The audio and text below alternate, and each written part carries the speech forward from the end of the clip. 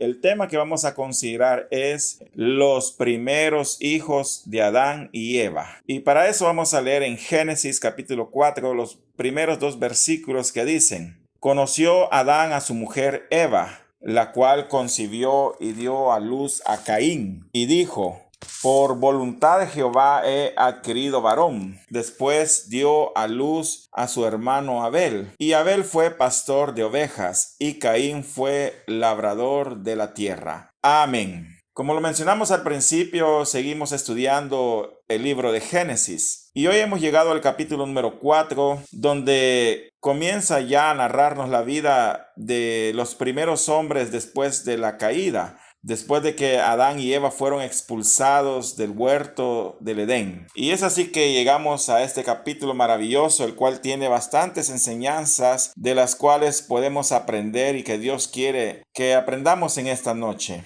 Y vemos definitivamente que el hombre había caído. Esa era la situación actual del hombre. Después de haber gozado de muchos beneficios, de una gran bendición en el huerto del Edén, por la desobediencia que cometió, fueron expulsados del huerto del Edén. Y no solo eso, sino que también el pecado entró a la vida de los seres humanos. Y así lo vemos ahora en Génesis capítulo 4, donde vemos al hombre iniciando una nueva vida. Y dice que Adán conoció a su mujer e inmediatamente comenzaron a tener hijos. En estos versículos uno puede ver cómo el propósito del matrimonio comienza a cumplirse, ya que veíamos allá cuando Dios creó al hombre, también creó a la mujer para que ambos estuviesen juntos. Y uno de los propósitos del matrimonio, tal y como se estableció ahí al principio en el huerto del Edén, era que la mujer se convirtiese en la ayuda idónea del hombre. Y allá en Génesis capítulo 2, versículo 18, Dios dijo que no era bueno que el hombre estuviese solo y por eso le hizo una ayuda idónea. Y aquí, después de la caída, vemos cómo la mujer definitivamente llegó a ser la ayuda idónea que el hombre necesitaba, porque aún después de haber perdido el derecho de vivir en el huerto del Edén y haber sido expulsados de él, tanto Adán como su mujer Eva continuaban juntos. Y no solo eso, sino que también vemos cómo aquel mandamiento que Dios había dado al principio de multiplicarse y llenar toda la tierra se estaba cumpliendo. Es así como vemos que allá en Génesis capítulo 4 versículo 1 dice: y conoció Adán a su mujer Eva, la cual concibió y dio a luz. Aquí vemos en la Reina Valera 1960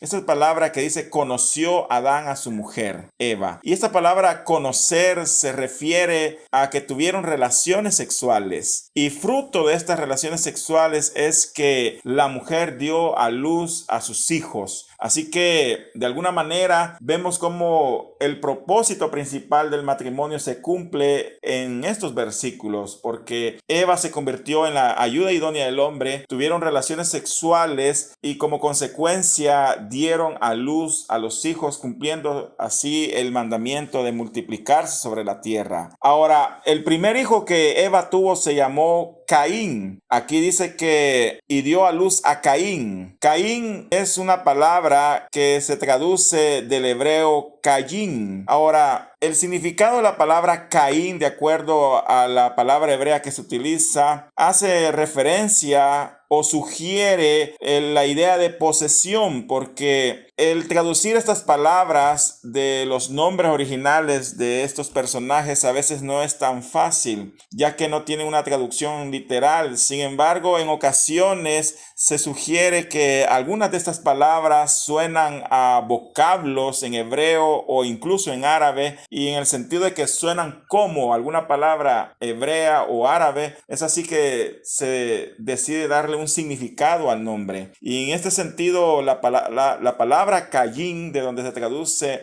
a nuestro idioma como Caín, suena como posesión. Y quizás Eva le puso así a su primer hijo, a su primogénito, porque de todas las posesiones que tenía Eva en su momento, acordémonos que ellos estaban en una tierra que estaban conociendo y lamentablemente había perdido todo su atractivo por causa del pecado, y pareciera que de todo lo que ahora Eva tenía, de toda aquella tragedia que había vivido, aquel fracaso por causa del pecado, ahora Dios le estaba dando su posesión más valiosa, que era su primer hijo varón. Así que el primer hijo en nacer fue Caín. Y Eva dijo, por voluntad de Jehová he adquirido varón. Luego tenemos que ella da a luz a un segundo hijo y dice que puso por nombre Abel. La palabra Abel se traduce del hebreo Hebel, y con respecto al significado de esta palabra es muy incierto el significado, porque algunos opinan que Hebel pareciera que se puede traducir como vanidad, y en este sentido Eva le puso por nombre a su segundo hijo Vanidad, porque recordó a lo mejor la miseria en que ellos estaban viviendo por causa del pecado que ellos mismos habían traído a la humanidad. Sin embargo, otros dicen que la palabra Abel sugiere el significado de soplo, como un soplido o algo efímero y temporal, ya que la vida de Abel no fue muy larga. Pero si hay algo que llama la atención es que cuando nace Abel no hay mayor comentario de Eva, porque si se dan cuenta, cuando nació Caín, ella dijo, por voluntad de Jehová he adquirido varón. Sin embargo, cuando nace Abel no hay mayor comentario. Pero lo cierto es que los primeros hijos varones, de acuerdo al libro de Génesis, que Adán y Eva tuvieron fueron Caín y Abel. Ahora vemos cómo rápidamente con el tiempo estos dos hombres crecieron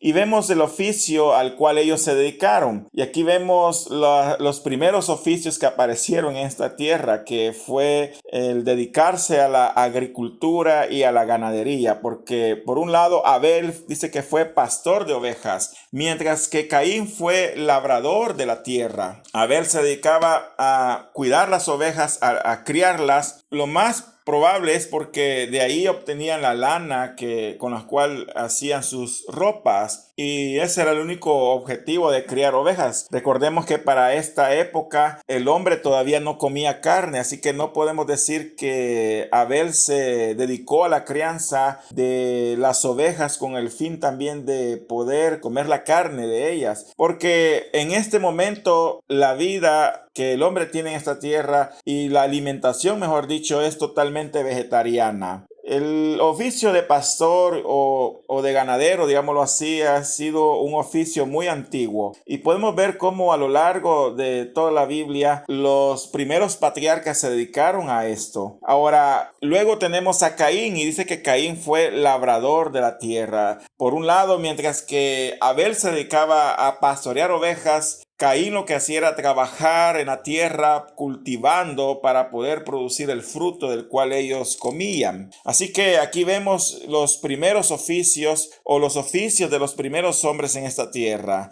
Pero luego venimos y conforme va avanzando la lectura en este capítulo 4, vemos que tanto Caín como Abel deciden ofrecerle las primeras ofrendas a Dios. Recordemos que este es el libro de los orígenes, de tal manera que comienza el libro a presentarnos las primicias de muchas cosas. Y aquí vemos las primeras ofrendas. En el capítulo 4, versículo 3 al 5, se nos dice que aconteció que andando el tiempo que Caín trajo del fruto de la tierra una ofrenda a Jehová, y Abel trajo también de los primogénitos de sus ovejas, de lo más gordo de ellas, y miró Jehová con agrado a Abel y a su ofrenda, pero no miró con agrado a Caín y a la ofrenda suya. Aquí vemos muchas cosas que hoy podemos aprender, y en primer lugar vemos el concepto de la ofrenda desde los primeros tiempos. Aquí se nos dice que ambos hermanos trajeron una ofrenda a Jehová, y esta palabra ofrenda viene del hebreo minja, y minja se refiere o hace referencia a algo que se aparta de una porción más grande para dedicársela a Dios en agradecimiento. Ese es el concepto de ofrenda en estos versículos, y realmente así es. Realmente las ofrendas son una muestra de amor hacia Dios, algo que se aparta de parte de nosotros de algo más grande que ya Dios nos ha dado. Por eso dice esta versión de la Biblia o estos versículos que estamos leyendo, que ambos hermanos trajeron una ofrenda a Dios porque ellos reconocían que Dios era el que les proveía, el que les ayudaba, y en ese sentido venían ellos y apartaban de lo que Dios les daba aquello que ellos querían ofrecerle en agradecimiento a Dios.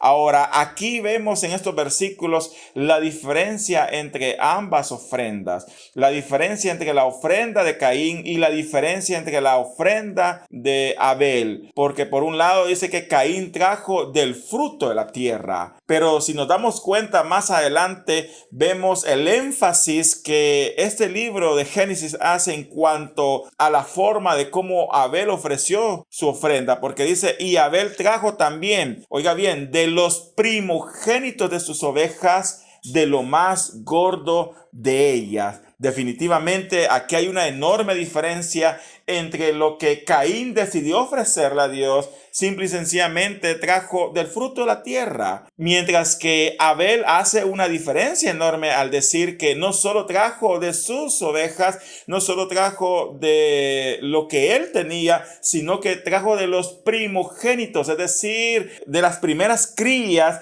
que sus ovejas habían tenido, de lo mejor de ellos, de lo más gordo. Eso fue lo que Abel decidió ofrecerle a Dios. Definitivamente Abel se diferenció en estos versículos, o se diferencia en estos versículos, del gran amor que sentía hacia Dios, de su gran devoción por su Señor, porque él no quería ofrecerle cualquier oveja, él no quería ofrecerle cualquier cosa a Dios, sino que él quería ofrecerle lo mejor, y para él lo mejor era de los primogénitos de las ovejas, de las primeras crías de ellos, de lo más gordo que tenía en medio de su rebaño. Así que definitivamente podemos ver una enorme diferencia entre la ofrenda de Abel y la ofrenda de Caín. Luego vemos cómo Dios aprobó la ofrenda de Abel, mas no la de Caín, porque dijo, y miró Jehová con agrado a Abel y a su ofrenda, pero no miró con agrado a Caín y a la ofrenda suya. Lamentablemente, la ofrenda de Caín no fue bien vista. Y esto podría generarnos la siguiente pregunta: ¿por qué Dios no vio con agrado la ofrenda de Caín? ¿Será que Dios prefiere los sacrificios de animales en lugar de ofrendas de frutos? Y por eso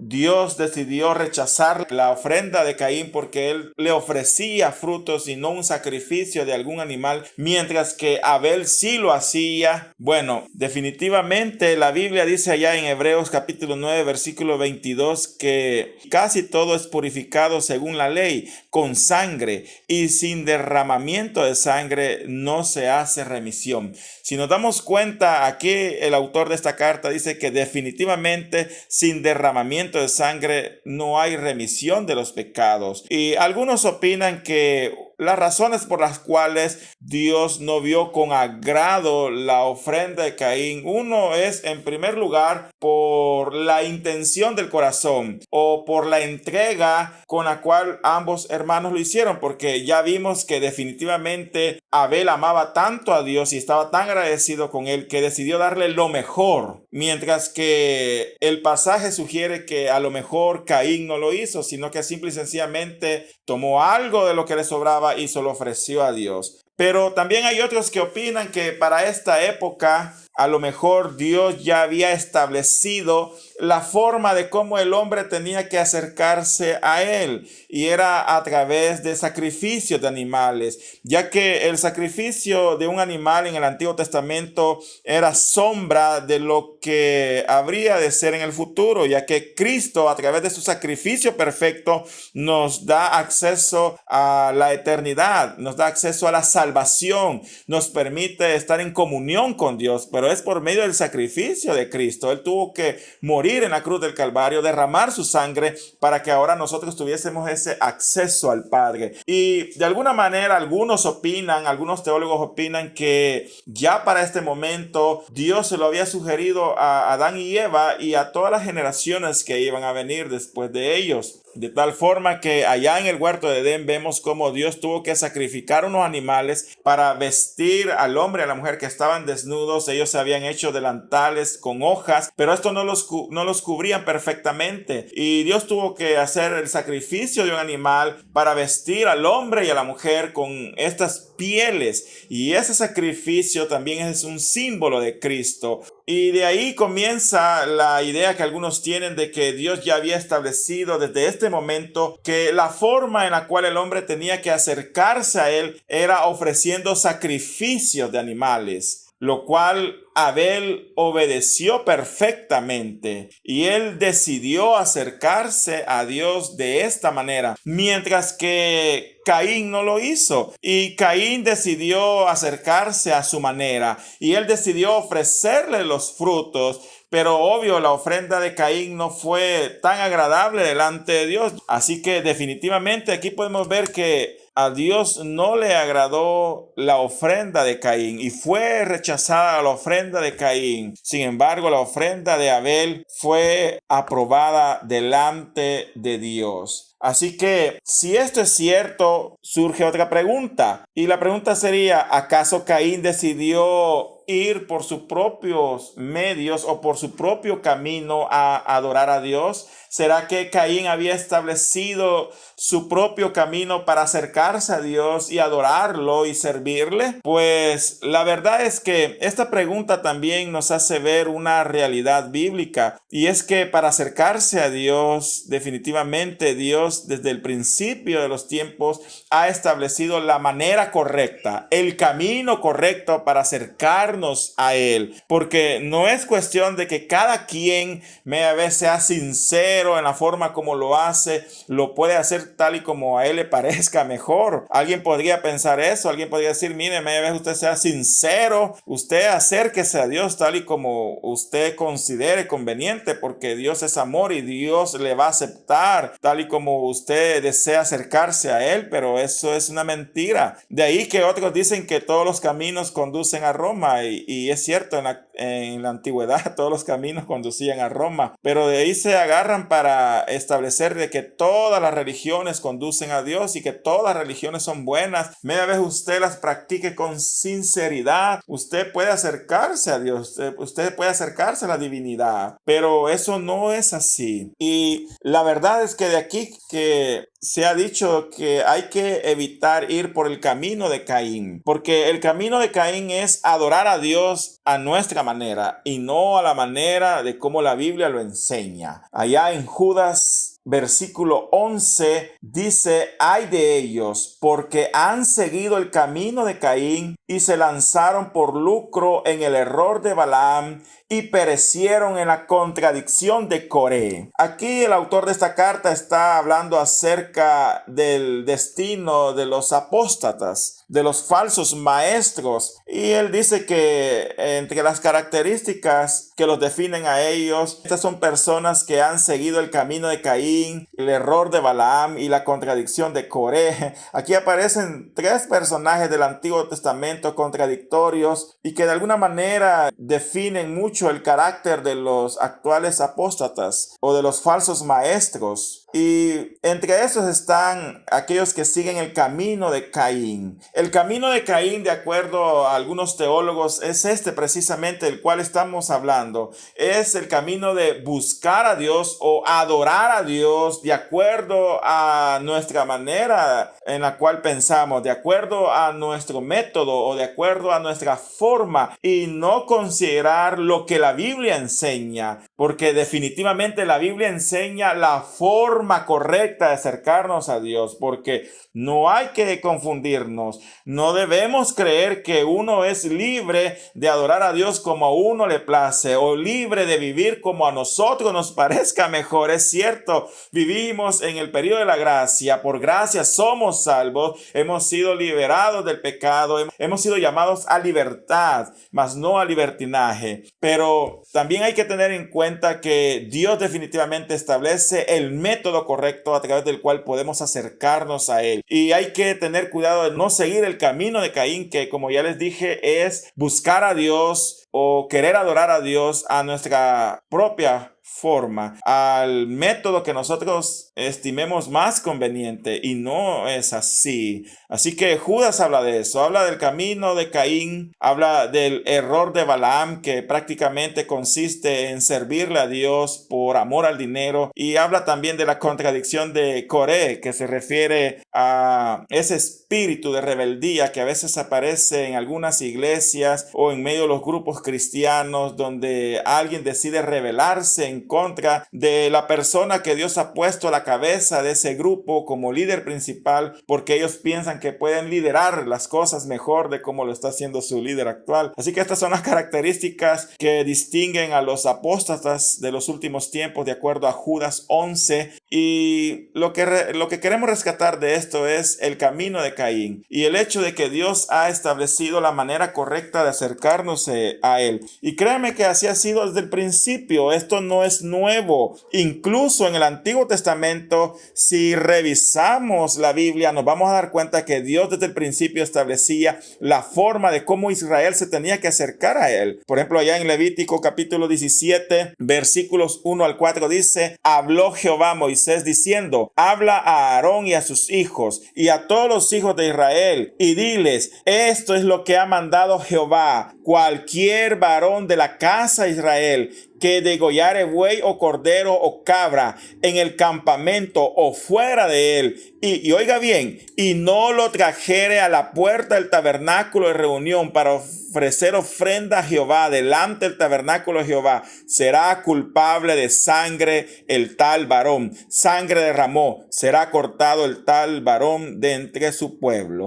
¿Qué está diciendo aquí? Que la manera correcta de acercarse a Dios a través de los sacrificios era trayéndolos a la puerta del tabernáculo de reunión, porque Dios constituyó un tabernáculo, en el desierto en los tiempos de Moisés. Y la idea de este tabernáculo era fungir como un centro de donde los israelitas podían acudir para encontrarse con Dios. Y ahí ellos ofrecían sus sacrificios en medio del altar de bronce. Ellos llevaban sus sacrificios, pero era allí donde tenían que ofrecerlo. Ellos no podían ofrecerlo fuera del campamento o en otro lugar dentro del campamento. Tenía que ser específicamente en el tabernáculo de reunión, porque de lo contrario, la pena por desobedecer esto era la muerte, de acuerdo a Levítico capítulo 17, versículo 1 al 4. Así que ven que los israelitas no eran libres de sacrificar y adorar a Dios como ellos quisieran. Y también tenemos otro ejemplo de la importancia de adorar a Dios de acuerdo a lo que Él ha establecido en su palabra. Y esto lo podemos ver en Levíticos capítulo 10, versículo 1 al 2.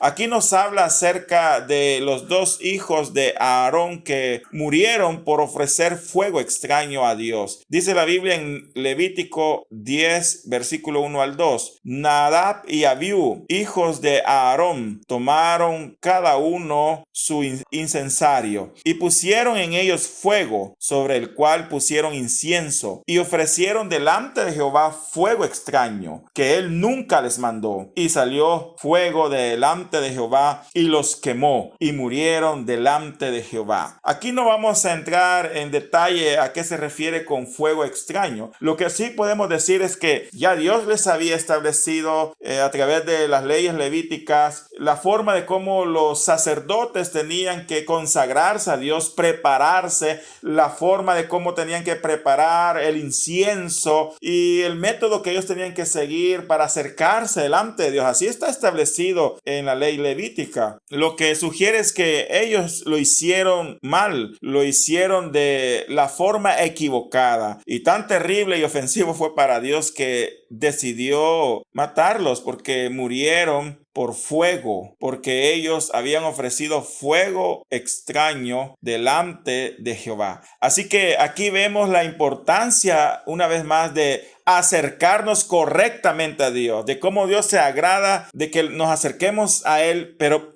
de la forma adecuada. Ahora, Gálatas capítulo 2, versículo 16 nos dice la forma correcta en la cual el hombre hoy puede acercarse delante de Dios y puede ser justificado. Dice Gálatas capítulo 2, versículo 16, sabiendo que el hombre no es justificado por las obras de la ley, sino por la fe de Jesucristo. Nosotros también hemos creído en Jesucristo para ser justificados por la fe de Cristo y no por las obras de la ley, por cuanto por las obras de la ley nadie será justificado. Si nos damos cuenta, aquí en el Nuevo Testamento, Dios nos enseña la manera correcta de acercarnos a Él, la manera correcta de cómo podemos obtener misericordia y heredar la vida eterna, y es a través de nuestro Señor Jesucristo, a través de la fe en Jesús. Porque no hay otro método, no hay otro medio. Es Jesús el que salva. No es la religión, no son las sectas, no son las buenas obras.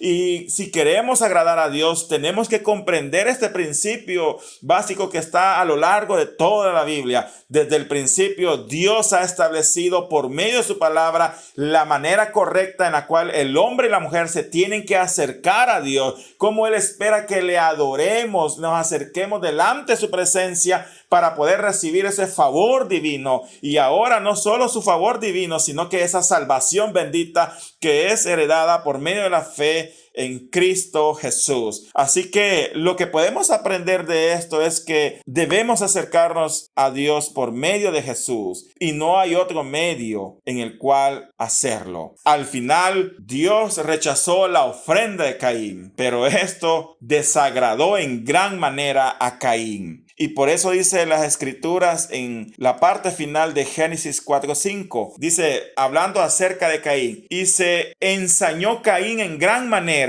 y decayó su semblante. Aquí vemos la reacción que Caín tuvo ante el rechazo de Dios por su ofrenda y el hecho de que la ofrenda de Abel había sido agradable delante de los ojos de Dios. Y aquí resaltan algunas palabras hebreas que nos enseñan de cómo fue que Caín llegó a sentirse emocionalmente. Porque dice que Caín se ensañó, y esta palabra ensañar viene del hebreo jara, y esta palabra hace referencia a alguien que arde de cólera y celos. Así que la reacción de Caín al ver que Dios aprobó la ofrenda de su hermano, mas no la de él, fue arder en cólera, en enojo y celos hacia su hermano. Imagínense los sentimientos que Caín está experimentando en este momento. Y no solo eso, sino que también dice que su semblante decayó. Y estas palabras se traducen del hebreo panim nafal, los cuales sugieren que su estado de ánimo se derrumbó totalmente, se decepcionó. No solo ardió en cólera, no solo se llenó de ira y tuvo celos de su hermano, sino que se decayó. Su estado de ánimo se derrumbó totalmente. Ahora, aquí vemos en estos sentimientos que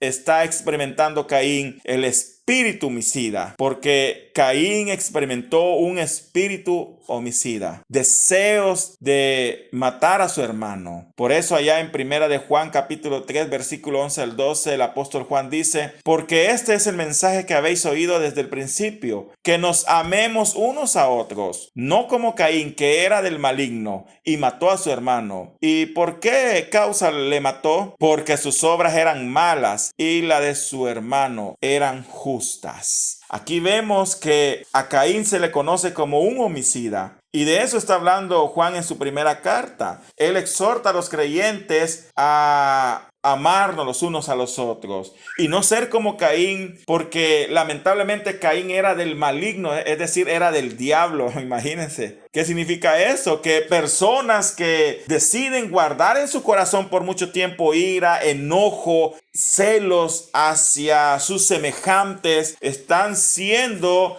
influenciados por Satanás, están siendo controlados por el maligno, porque están permitiendo que esos deseos de ira, de enojo hacia su hermano o hacia su prójimo, esos sentimientos de celos los controlen totalmente, a tal punto que corren peligro de convertirse en homicidas. Ahora, Dios viene y le da una advertencia a Caín, porque Dios se fijó la forma de cómo reaccionó Caín ante el hecho de que él había reprobado su ofrenda. Y es ahí donde Dios viene y le habla a Caín, y allá en el versículo 6 al 7 de este capítulo 4, viene Jehová y le dice: ¿por qué te has ensañado y por qué ha decaído tu semblante? Si bien hicieres, ¿no serás enaltecido? Y si no hicieres bien, el pecado está a la puerta. Con todo esto, a ti será su deseo y tú te enseñorearás de él. Aquí Dios le da una advertencia muy importante que también podemos tomar para nosotros, porque definitivamente sabemos que a veces vamos a cometer errores. A lo mejor a veces Dios nos va a dar lecciones importantes en la vida por algún error o algo que hemos hecho mal, y a lo mejor vamos a recibir su reprensión. Pero lo peor que podemos hacer es tomar la actitud de Caín, que se ensañó y decayó su semblante, se desboronó, entró en depresión y comenzó a arder en cólera y celos, porque las obras de su hermano Abel eran mejores que las de él. Viene Dios y le dice: ¿por qué te has ensañado y por qué ha decaído tu semblante? Porque Caín lo que pudo haber hecho es haberse sobrepuesto de su error y haber luchado por cambiar la situación, cambiando sus obras. Por eso viene Dios y le dice: si bien hicieres, ¿no serás enaltecido? Porque ciertamente si nosotros cometemos errores y Dios nos reprende, pero también debemos estar conscientes que si corregimos esas actitudes malas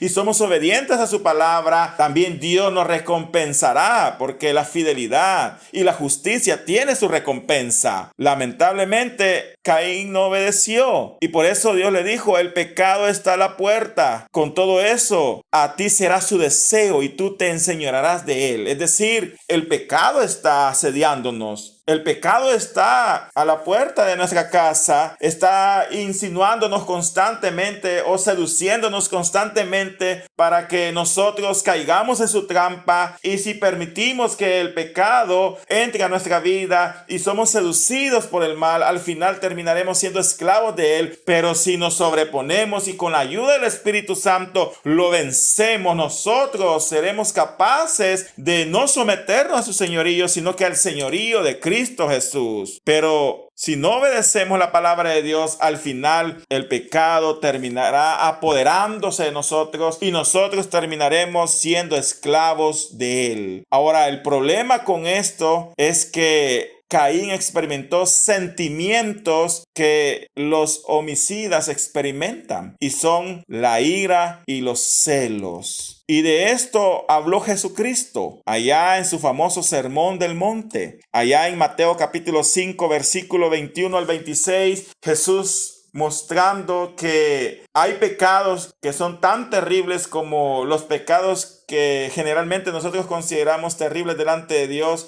y a veces vemos algunas faltas como faltas inofensivas, pero que al mismo tiempo son tan terribles como los otros pecados que a veces nosotros catalogamos como malos. Aquí viene Jesucristo y comienza a poner un contraste entre la forma de pensar de los fariseos y a veces la forma de pensar de las personas versus la forma de cómo Dios realmente ve el pecado. Y allá en Mateo capítulo 5, versículo 21 al 26 dice: oísteis que fue dicho a los antiguos: no matarás, y cualquiera que matare será culpable de juicio. Eso es cierto. Allá en el Antiguo Testamento, uno de los mandamientos decía: no matarás, y el que matare será culpable de juicio delante de Dios. Eso es cierto. Pero oiga, viene Dios y vea cómo él compara el pecado del enojo o de la ira con el pecado de asesinar. Porque dice: pero yo os digo que cualquiera que se enoje contra su hermano será culpable de juicio, y cualquiera que diga necio a su hermano será culpable ante el concilio, y cualquiera que le diga fatuo quedará expuesto al infierno de fuego.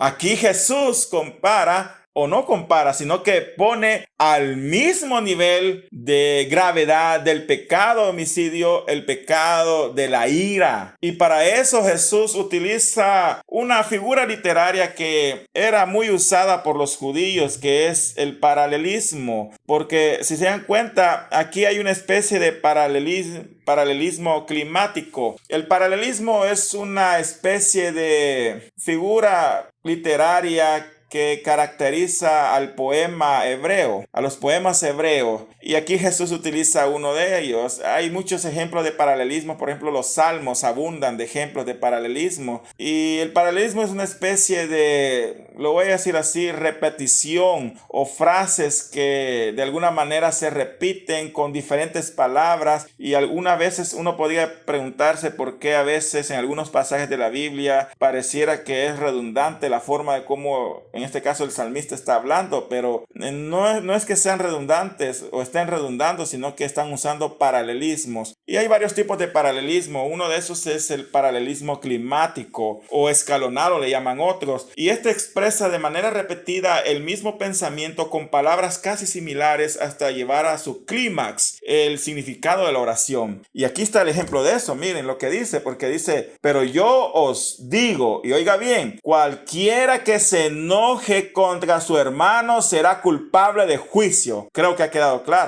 Pero mire, vuelve a repetir la misma idea, solo que con palabras diferentes, y dice, y cualquiera que diga necio a su hermano será culpable ante el concilio. Aquí utiliza ya la palabra necio, y lo que hace este paralelismo es ir aumentando el nivel de gravedad o ir aumentando el clímax hasta llevarlo a su culminación del mensaje que quiere dejar claro esta oración. Porque primero comienza con un enojo, pero Jesús dice, cualquiera que se enoje será culpable de juicio. ¿Cuál juicio? Aquí se está refiriendo Jesús al juicio que se hacía en la antigüedad a través de los ancianos. Ahí llevaban ustedes el caso y los ancianos del pueblo dictaban la sentencia a ejecutarse. Y dice, cualquiera que se enoje es tan culpable como para ser llevado ante los ancianos del pueblo y ser juzgado por ellos. Pero no solo eso, viene Jesús y dice, y cualquiera que diga necio, es decir, el enojo se está saliendo ya de su nivel porque ya no solo está enojado con la persona, sino que el enojo lo ha llevado a ofenderlo, porque ya hay palabras de por medio. Ya no solo es el enojo, aquel enojo callado, sino que ahora lo lleva al extremo de decirle necio. Y viene Jesús y dice, y cualquiera que le diga necio a su hermano será culpable ante el concilio. ¿Cuál concilio? Está hablando del Sanedrín, del concilio en Jerusalén, donde estaban los principales ancianos, que lo que hacían ellos era juzgar los casos o los delitos más graves de la nación. Los casos pequeños se juzgaban con los ancianos de cada pueblo o cada villa. Pero cuando era un caso muy grave, como por ejemplo cuando Jesús fue juzgado porque lo consideraban un criminal, fue juzgado delante del Sanedrín, delante del concilio de los ancianos. Ahora mire cómo va este paralelismo. Primero, el que se enoja será llevado ante juicio de los ancianos en su pueblo. Pero si este enojo sigue aumentando, viene y le dice necio. Ahora este ya es merecedor de ser llevado ante el concilio de los ancianos en Jerusalén. Y el paralelismo llega a su clímax total diciendo, y cualquiera que le diga fatuo, es decir, tonto, eso significa fatuo, una ofensa más fuerte, porque necio, digamos, es una ofensa, que es ofensa, pero no tan fuerte como decirle fatuo, tonto a alguien. Pero él dice, y cualquiera que le diga fatuo quedará expuesto no al concilio de los ancianos, no a algún tribunal de esta tierra, sino que quedará expuesto al infierno de fuego. Así que aquí vemos cómo Jesús, a través de este paralelismo, está tratando de enseñarnos que hay que cuidarnos del enojo, hay que cuidarnos de que ese enojo que a veces vamos a experimentar debe pasar, porque si lo acumulamos en nuestro corazón y ese enojo se convierte en una ira, esta ira ira nos va a llevar a palabras ofensivas, y fue lo que experimentó Caín. Caín se llenó de ira y celos delante de su hermano, y eso lo llevó al homicidio. Por eso Jesús viene y dice, continúa diciendo en los versículos que hemos leído, por tanto dice, si traes tu ofrenda al altar y ahí te acuerdas que tu hermano tiene algo contra ti, deja ahí tu ofrenda delante del altar y anda, reconcíliate primero con tu hermano y entonces ven y presenta tu ofrenda y ponte de acuerdo con tu adversario pronto, entre tanto que estás con él en el camino, no sea que el adversario te entregue al juez y el juez al alguacil y seas echado en la cárcel. De cierto te digo que no saldrás de allí hasta que pagues el último cuadrante. Aquí Jesús dice, si vas y presentas tu ofrenda y ahí te acuerdas que tu hermano tiene algo en contra de ti, y hay que observar que aquí se habla de una ofensa. Hay algo que ha molestado a mi hermano, y el versículo no hace referencia a quién es el culpable, porque como pudiera ser mi persona el culpable de la ofensa, o pudiera ser el otro que me ha ofendido y por tanto estamos distanciados. Pero independientemente de quién sea el culpable, lo que el texto quiere decir es que deja ahí tu ofrenda y ve y ponte en paz con él. Ahora bien, si la persona acepta la disculpa, qué bueno, pero si no, estemos conscientes que hemos salido de nuestra responsabilidad delante de Dios, pero nuestra responsabilidad, independientemente nos perdonen o no las demás personas que tal vez puedan estar molestas con nosotros, nuestra responsabilidad es no guardar ningún resentimiento en contra de ellos, porque eso es lo que la Biblia condena. Al final, Caín llegó a llenar su corazón de tanto odio, tanto celo, que al final decidió matar a su hermano. Así lo dice el versículo 8 de este capítulo 4 de Génesis. Y dijo Caín a su hermano Abel, salgamos al campo. Y aconteció que estando ellos en el campo, que Caín se levantó contra su hermano Abel y lo mató. Esta palabra que aparece aquí, matar, en el original hebreo se traduce de la palabra harak, la cual indica que Caín mató a su hermano de manera violenta y con golpes. Tan terrible era el odio que él le tenía a su hermano que lo mató de manera violenta. Y aquí vemos la indiferencia de Caín hacia el valor de la vida, porque después de matarlo se fue como si nada había pasado. Pero es ahí donde Dios le habla ya en Génesis 4:9, y Dios le dice a Caín, ¿dónde está Abel tu hermano? Y Caín le respondió, no sé, ¿soy yo acaso guarda de mi hermano? Podemos ver de manera sarcástica la forma de cómo Caín le responde a Dios, pero es una forma que muestra su total indiferencia al valor de la vida del ser humano. Si hay algo que podemos rescatar también de estos versículos es el gran valor que Dios le da a la vida del ser humano y lo terrible que es el pecado del homicidio. ¿Cuántas personas desprecian la vida del ser humano a tal punto de que asesinan y matan a muchas personas sin tener la más mínima consideración? Pero esto es un pecado terrible porque atenta contra la imagen y semejanza de Dios. Por eso en Génesis 4:10 Dios le dijo a Caín, ¿qué has hecho? La voz de la sangre de tu hermano clama a mí desde la tierra. Porque Dios había visto este horrible crimen, este horrible pecado de cómo Caín había llegado al extremo de matar a su propio hermano. Este fue el primer homicidio que ocurrió en la tierra. Estamos viendo el primer homicidio y cómo de esta forma tan terrible y tan despreocupada Caín no valoró la vida del ser humano. Nosotros debemos comprender que definitivamente tenemos que honrar toda la vida, toda la existencia de este planeta Tierra es obra de Dios. Pero sobre toda la creación está el ser humano, que es imagen y semejanza de él. De tal manera que no debemos despreocuparnos por el bienestar, mejor dicho, del ser humano, sino debemos ser compasivos hacia él, ayudar y apoyar a la humanidad para que ésta pueda salir adelante. Pero lamentablemente hoy vivimos en un mundo donde muy pocos se preocupan por el bienestar del ser humano. Y Caín fue uno de estos. Al final, Caín fue castigado por Dios. Y en el capítulo 4, versículo 10 lo vemos. Ahí se nos dice: ahora pues, maldito seas tú de la tierra, que abrió su boca para recibir de tu mano la sangre de tu hermano. Cuando labres la tierra, no te volverá a dar su fuerza. Errante y extranjero serás en la tierra. Y Caín dijo a Jehová: grande es mi castigo para ser soportado. He aquí, me echas hoy de la tierra, y de tu presencia me esconderé,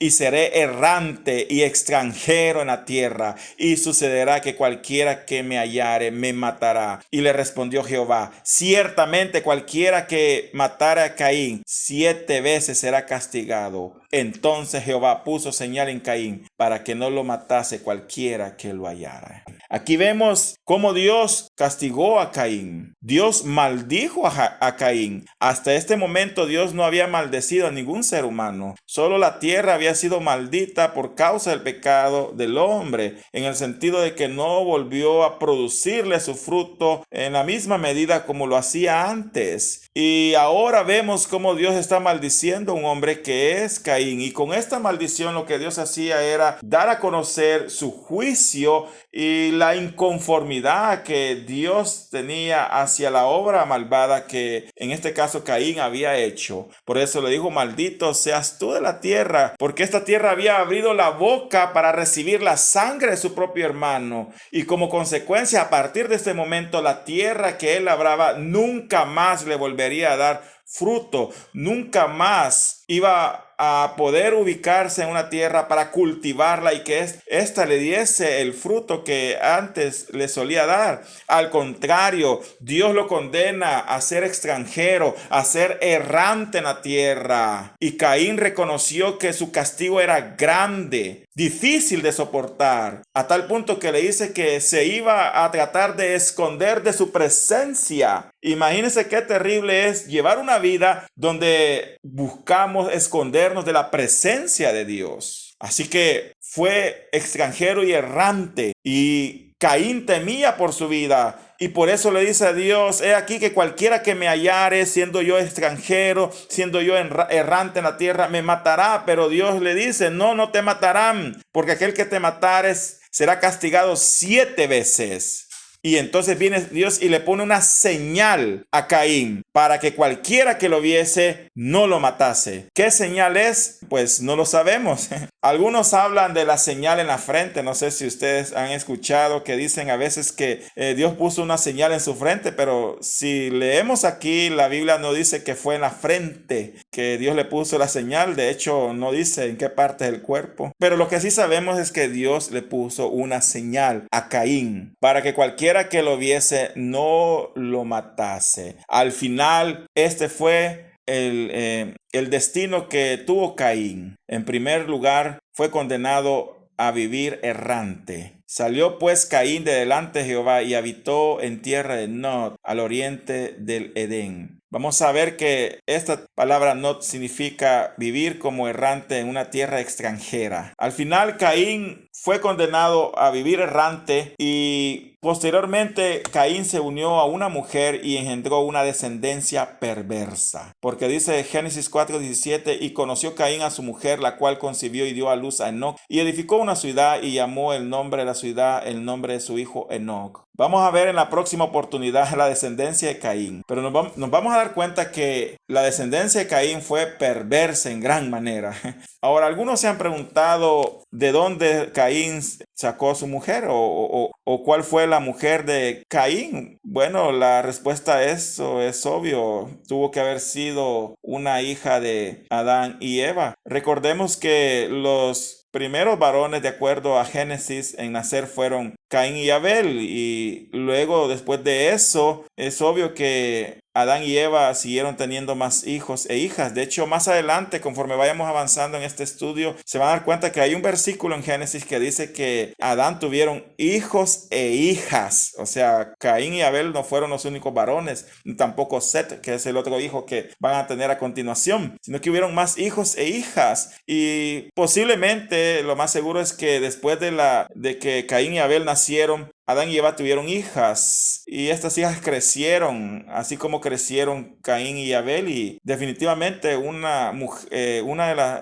o mejor dicho, la mujer de Caín tuvo que haber sido una hija de Adán y Eva. Y así fue el final de Caín. Pero la Biblia nos enseña el gran contraste que hay entre el final de Caín y el final de Abel. Porque cualquiera podría decir que triste la forma de cómo terminó la vida de Abel. Y sí, es cierto, fue triste, fue frustrada. Él no tuvo la oportunidad de crecer, de conocer lo que Dios tenía para él a lo largo de la vida, de hacer una vida familiar, porque Caín se la arrebató. Sin embargo, aún muerto, Dios sigue honrando a este hombre. Porque allá en Hebreos 11:4 dice, por la fe, Abel ofreció a Dios más excelente sacrificio que Caín, por lo cual alcanzó testimonio de que era justo, dando Dios testimonio de sus ofrendas, y muerto aún habla por ella. Imagínense, aún muerto Dios da testimonio de la fe de este hombre, porque por la fe él se acercó a Dios ofreciendo lo mejor que tenía en agradecimiento a Dios, mostrándonos la forma correcta de agradecer a Dios, dándole lo mejor que él tenía. Y de esta manera él alcanzó desde este momento el testimonio de que era un hombre justo, y aún muerto, aún Dios da testimonio de que esto es verdadero. De esta forma Dios honra a los que le honran, porque Caín mató a Abel y Abel no tuvo la oportunidad de a lo mejor experimentar lo que tal vez Dios pudo haberle dado en vida, pero Dios no se queda con nada, sino que sabe recompensar. Dios sabe recompensar a aquellos que le son fieles. Y no olvidemos que esta vida no lo es todo. Tal vez en esta vida a lo mejor no vamos quizás a lograr experimentar algunas cosas que deseamos hacer. Quizás Dios no lo va a permitir por diferentes razones. Pero no debemos olvidar que la verdadera herencia, la verdadera recompensa nos la dará en el reino de Dios.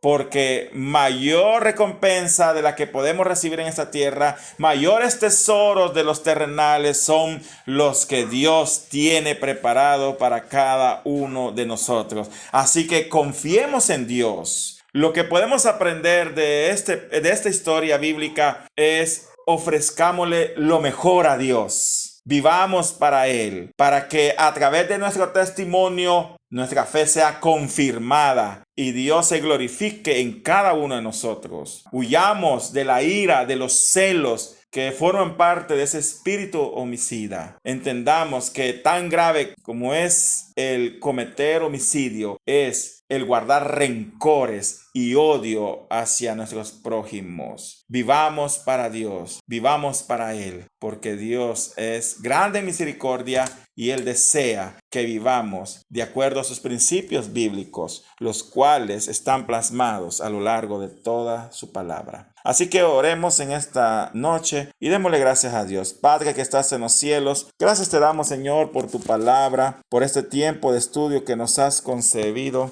Gracias, Espíritu Santo, porque tú siempre nos ayudas para poder discernir lo mejor que podamos tu palabra, ya que ella está llena de tantas instrucciones maravillosas que nos dan vida eterna y nos preparan para toda obra de justicia. Yo te pido por mis hermanos, por las personas que hoy están conectadas, que nos están escuchando, Señor, que los bendigas en gran manera. Ayúdales, Señor, para poder seguir adelante. Ayúdanos a ser como Abel, que por medio de la fe supo dar un buen testimonio de que él te amaba, Señor, y supo agradarte a través de la forma de cómo se acercaba a ti. Ayúdanos, Señor, a acercarnos a ti de la manera correcta, para que en todo, Señor, podamos recibir de ti tu gracia, tus bendiciones, Señor, y ser de bendición a los demás. En el nombre de Jesús oramos. Amén y amén.